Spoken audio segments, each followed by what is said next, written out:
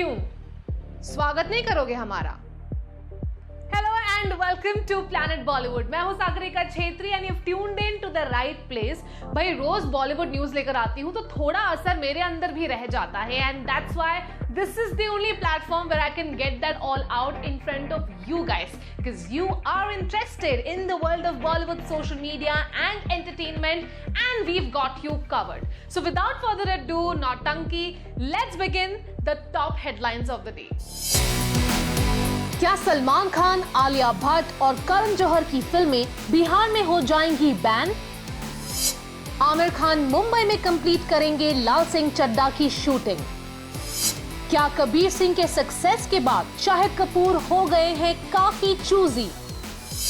Social media पर शुरू हुई नेपोटिज्म डिबेट के बाद डॉटर आलिया भट्ट के सपोर्ट में आई मॉम सोनी राजदान।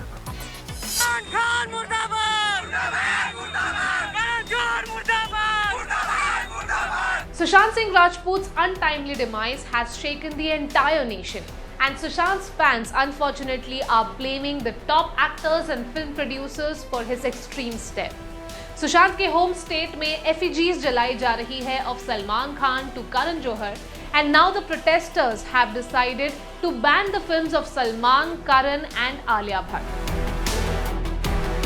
क्या सलमान खान, करण जौहर और आलिया भट्ट के फैंस अब बिहार में नहीं देख पाएंगे इन स्टार्स की फिल्म्स?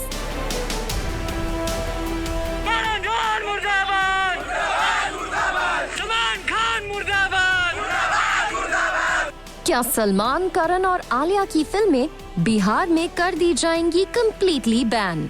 एक्टर सुशांत सिंह राजपूत की अनटाइमली डिमाइस के बाद बिहार में कुछ प्रोटेस्टर्स ने क्लेम किया है कि वो सुपरस्टार सलमान खान और फिल्म मेकर करण जौहर की फिल्म्स को बिहार में रिलीज नहीं होने देंगे।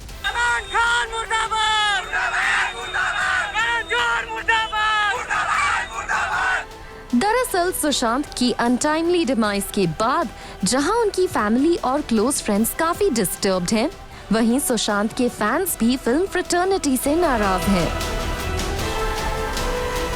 एक तरफ सुशांत के क्लोज फ्रेंड्स सोशल मीडिया पर सुशांत की याद में इमोशनल पोस्ट शेयर कर रहे हैं, तो दूसरी तरफ कुछ फैंस ने सोशल मीडिया पर उन सेलेब्स के अगेंस्ट कैंपेन शुरू कर दिए हैं who have supported nepotism in the industry। और इसकी वजह है कि कुछ रिपोर्ट्स में कहा गया है कि Sushant, who was one of the most talented young actors in the industry, lost a lot of projects due to nepotism in the industry। और इसके चलते बिहार में जो प्रोटेस्ट हो रहे हैं उनमें सलमान खान, आलिया भट्ट और करण जौहर की एफिजीज भी बर्न की जा रही हैं। रिपोर्टेडली पटना में कुछ लोगों ने ये भी डिसाइड किया है कि वो अपने स्टेट में इन स्टार्स की फिल्मों को कंप्लीटली बैन कर देंगे। इससे पहले पटना में कुछ प्रोटेस्टर्स ने सलमान खान के बीइंग ह्यूमन स्टोर के सामने प्रोटेस्ट किया था। कुछ प्रोटेस्टर्स ने अपना गुस्सा स्टोर को वैंडलाइज करके एक्सप्रेस किया।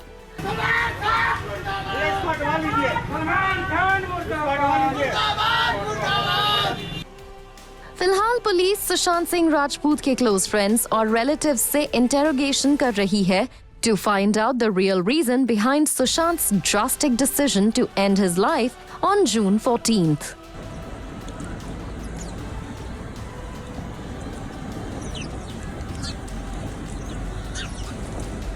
और सुशांत के फैंस सुशांत की लास्ट अनरिलीज्ड फिल्म दिल बेचारा के मेकर्स से रिक्वेस्ट कर रहे हैं to release the film in the theaters as a tribute.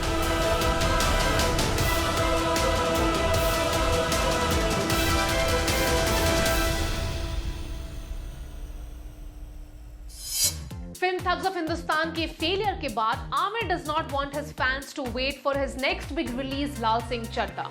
और रिपोर्ट्स की माने तो उन्होंने फिल्म के स्क्रिप्ट में किए हैं कुछ changes and will be shooting the remaining parts of the film in a studio in Mumbai. Well, क्या सोशल डिस्टेंसिंग और फिल्म की क्रू के सेफ्टी के लिए उन्होंने लिया है ये बड़ा डिसीजन? आमिर खान जल्द शुरू करेंगे लाल सिंह चड्ढा की शूटिंग। आमिर खान अब मुंबई में ही करेंगे लाल सिंह चड्ढा का रिमेनिंग पोर्शन शूट। मेरे लिए एक्चुअली ये जो एक्सपीरियंस रहा है, कैसे समझाऊं? ठग्स ऑफ हिंदुस्तान को मिले एवरेज रिस्पांस के बाद सुपरस्टार आमिर खान लाल सिंह चड्ढा के साथ अपने कमबैक की प्लानिंग कर रहे थे और उनका ये प्लान तब तक स्मूथली जा भी रहा था जब तक कोविड-19 की वजह से शूट्स पर रोक नहीं लगाई गई थी।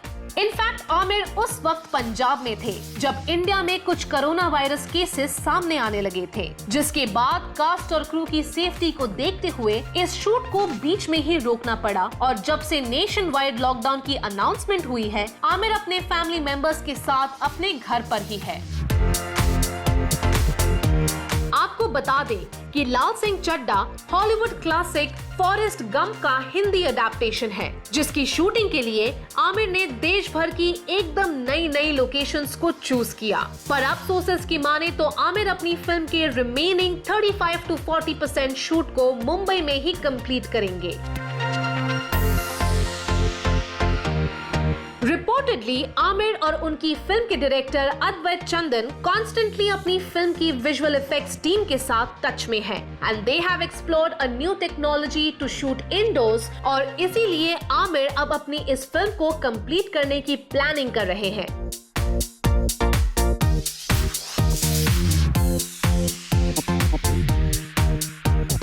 दरअसल टीम लाल सिंह चड्ढा मॉडर्न टेक्नोलॉजी को यूज करते हुए मुंबई के स्टूडियोज में ही रियल लोकेशंस को रिक्रिएट करेंगे और अगर जल्द ही सिचुएशन नॉर्मल हो जाती है तो आमिर शॉर्ट टर्म के लिए कुछ प्लेसेस पे जाकर आउटडोर शूट्स भी कर सकते हैं।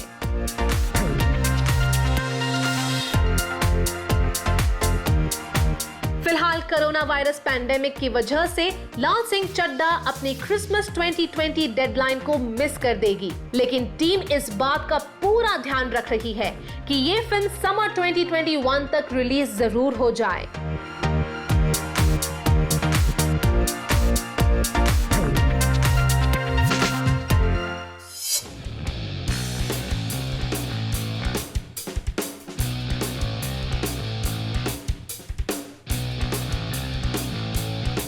शाहिद कपूर कबीर सिंह के बाद हो गए हैं फिल्म्स को लेकर काफी choosy and that's the reason he has only signed the film Jersey till now. But reports have it that he has been approached for a social drama which is to be bankrolled under Sajid Nadiadwala's production house. तो क्या बॉलीवुड में फूक फूक कर कदम रखने वाले शाहिद इस social drama के लिए करेंगे agree? We'll have to wait and watch. Shahid Kapoor is all set to work in a social political drama film. Kabir Singh और जर्सी के बाद शाहिद कपूर को फाइनली मिली उनके पसंद की स्क्रिप्ट। फिल्म कबीर सिंह के बाद शाहिद कपूर ने सिर्फ एक फिल्म जर्सी साइन की हुई थी और उनके नेक्स्ट प्रोजेक्ट को लेकर काफी स्पेकुलेशन भी चल रही है। लेकिन अब एक रिपोर्ट में कहा गया है कि शाहिद ने फाइनली एक प्रोजेक्ट पर जीरो इन कर लिया है and he is in talks with producer Sajid Nadiadwala for the film. Shahid Kapoor खुद कह चुके हैं that he is in a phase of his career जहां वो बहुत सारी फिल्म्स की जगह एक दो फिल्म पर काम करना चाहते हैं, लेकिन इन फिल्म्स को देंगे वो अपना more than 100%। शाहिद और साजिद के इस कोलैबोरेशन से जुड़े एक सोर्स का कहना है, When Sajid Nadiadwala's banner Nadiadwala Grandson Entertainment put their next project in place, they were very keen on getting a male star from the younger generation to come as the lead, and they zeroed in on Shahid. They offered Shahid the film, who happened to have liked the script. This happened a few months ago before the lockdown began. Although there's a verbal agreement in place, Shahid hasn't completely given them a nod yet. They are discussing modalities, and once they agree, they will sign the contracts. It seems Shahid lockdown के बाद फिर से इस film की script को सुनेंगे ध्यान से और लेंगे कोई डिसीजन। वैसे यहाँ सोर्सेस से एक और इंटरेस्टिंग इंफॉर्मेशन मिली है कि इस फिल्म में लीड एक्ट्रेस का रोल भी शाहिद की तरह होगा पावरफुल, लेकिन वो फीमेल लीड कौन होगी इस पर फैसला नहीं लिया गया है। The source said, it's being designed as a commercial film which will also have an A-list heroine romancing Shahid in it. The female actress's role is little heavier than the male leads, but it's almost at par with each other. Her story drives the narrative ahead, but the political drama also has the main lead's romance as the big backdrop. Shahid Kapoor के career को ध्यान से देखा जाए तो every now and then वो देते हैं एक हिट फिल्म, लेकिन फिर बैक टू बैक उन्हें बॉक्स ऑफिस पर फेलियर का सामना भी करना पड़ा है। शायद यही वजह है कि कबीर सिंह के सक्सेस के बाद शाहिद कपूर हो गए हैं बहुत ज्यादा चूजी, और वो किसी भी फिल्म को ऑफिशियली साइन करने से पहले ले रहे हैं काफी ज्यादा वक्त। वैसे साजिद नाडियाडवाला की टीम और शाहिद कपूर ने फिलहाल इस डेवलपमेंट पर अपनी तरफ से कोई कंफर्मेशन नहीं दिया है।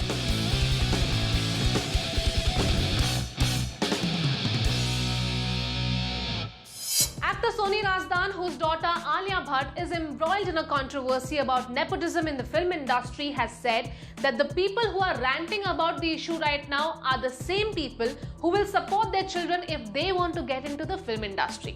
देखिए, point तो है उनके पास, but the question is if netizens are going to agree with the statement made by her, because looks like Soni Razdan is really angry with all the trolling Alia Bhatt has had to face, जिसकी वजह से उन्हें एक social media account पर अपना comment section तक बंद करना पड़ा। आलिया भट्ट की मॉम सोनी राजदान है गुस्से में। Soni Razdan is furious with the trolling her daughter is getting on social media.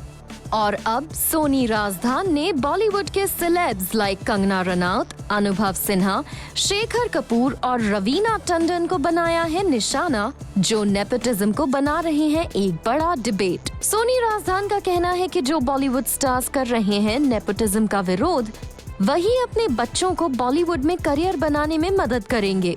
दरअसल इस पूरे डिबेट की शुरुआत हुई जब डायरेक्टर हंसल मेहता ने अपने बेटे की फिल्मी एम्बिशन पर ट्वीट करते हुए लिखा, "This nepotism debate must be broadened. Merit counts most. My son got a step in the door because of me. And why not? But he has been an integral part of my best work because he's talented, disciplined, hardworking, and shares similar values as me. Not because he's my son." Hansal Mehta later added in his tweet, "He will make films not because I will produce them. I might not, but because he deserves to make them. He will have a career only if he survives. It is ultimately him and not his father who will build his career. My shadow is both his biggest benefit and greatest bane." Hansal Mehta के nepotism के इस take पर सोनी राजदान का उन्हें support मिला और सोनी राजदान ने nepotism को लेकर इशू बनाने वालों के लिए लिखा, "The expectation that people have because of whose son or daughter you are is much more. Also, those who are ranting about nepotism today and who have made it on their own will also have kids one day. And what if they want to join the industry? Will they stop them from doing so?" Soni Razdan ने फिर से उस debate को उठा दिया है जिसके according Bollywood में बाहर से आने वाले आउटसाइडर्स भी अपनी नेक्स्ट जनरेशन को फिल्म्स में जगह दिलवाते हैं। फिल्में बनती रहती हैं, ये असलियत का सवाल ले लीजिए। ऐसे में क्या वो नेपोटिज्म को बढ़ावा नहीं दे रहे? सोनी राजदान का इशारा कहीं ना कहीं कंगना रनौत, अनुभव सिन्हा, रवीना टंडन जैसे सेलेब्स की तरफ है, जिन्होंने सुशांत सिंह राजपूत की डिमाइस के बाद ओपनली बॉलीवुड के गैंग कल्चर और नेपोटिज्म को टारगेट किया है। बॉलीवुड में नेपोटिज्म डिबेट नया नहीं है, लेकिन सुशांत सिंह राजपूत की सैड डिमाइस ने इस बार इस डिबेट को एक बहुत बड़ा इशू बना दिया है। And we hope इस डिबेट से निकले कोई पॉजिटिव आउटकम।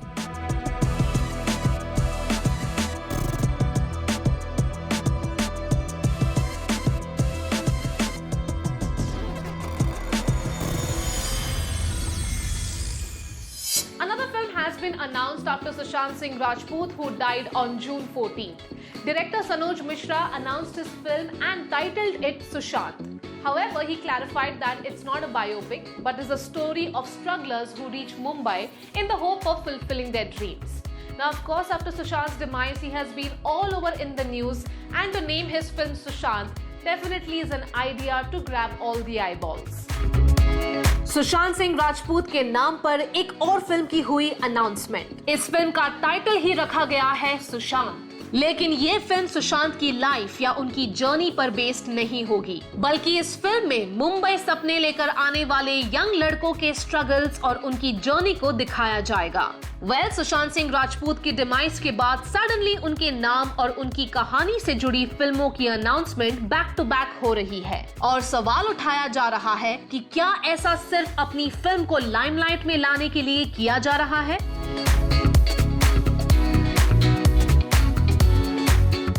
फिल्म सुशांत पर काम कर रहे फिल्म मेकर सनोज का अपने इस प्रोजेक्ट को लेकर कहना है, This film will be the story of all those who are forced to take harsh steps in Bollywood due to harassment. This film will be produced under the banner of Road Production and Sanoj Mishra Films and will be shot in Mumbai and Bihar.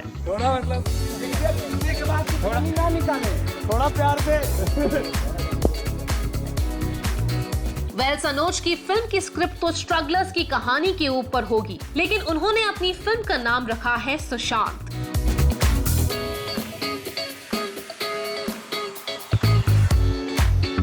अब देखना होगा क्या सुशांत की family इस film और title को लेकर अपना अग्रीमेंट देती है या नहीं। Meanwhile, producer Sandeep Singh, a close friend of Sushant, shared the poster for his directorial debut, Vande Bharatam, which had Sushant in the lead.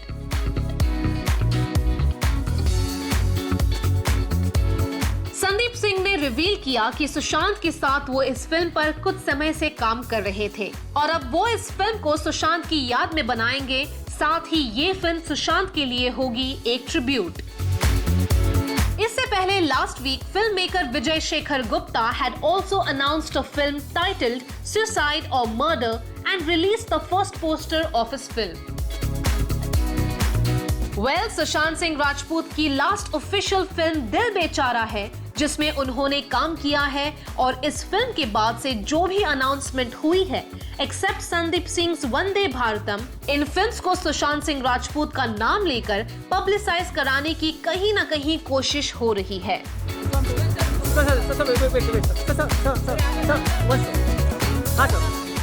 And we really hope that keeping in mind Sushant family situation, लोग थोड़ी sensitivity के साथ ही सुशांत की life से जुड़ी film पर काम करेंगे और लेंगे उनकी फैमिली से permission before releasing any such film.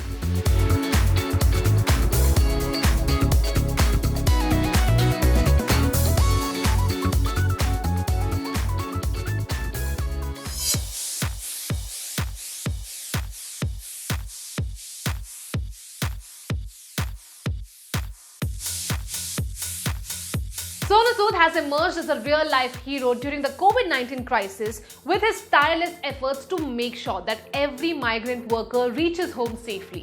But there have also been allegations that his tireless efforts are politically motivated. But he is unfazed by these allegations and says that fingers will always be pointed at those trying to do good work. And I must say, we love this positive attitude.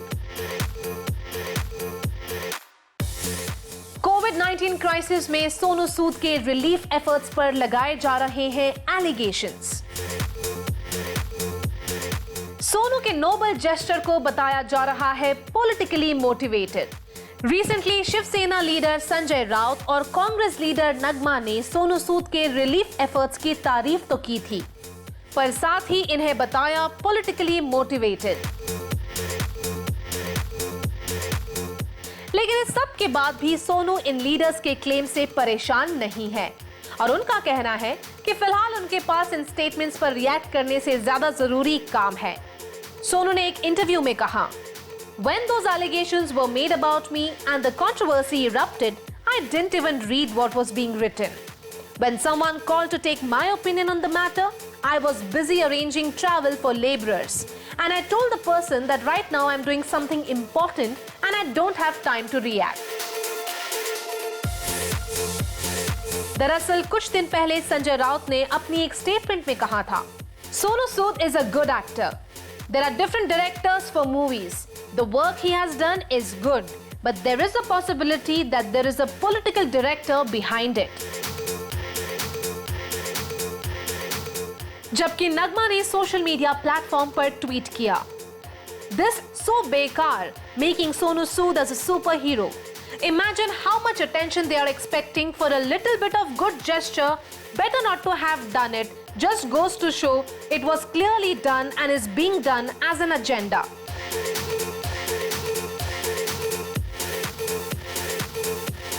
Sonu ने इन allegations पर आगे कहा, "I don't care about such allegations. The idea is when you're trying to do something different and good, people will point their fingers at you. As a matter of fact, such allegations strengthen my resolve to do more and do better. And we actually got inspired to do more. We are and we will continue doing some good work."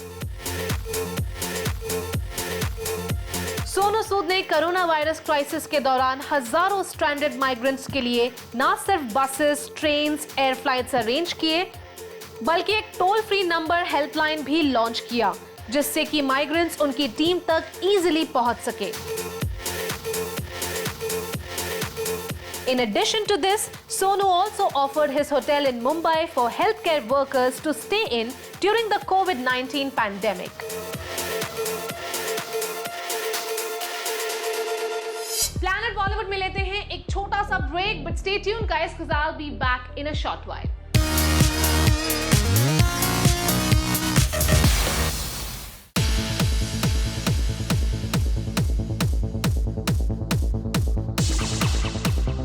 Corona virus pandemic की वजह से सारे theatres बंद हैं, and that's why film makers are taking the OTT route and releasing their films online.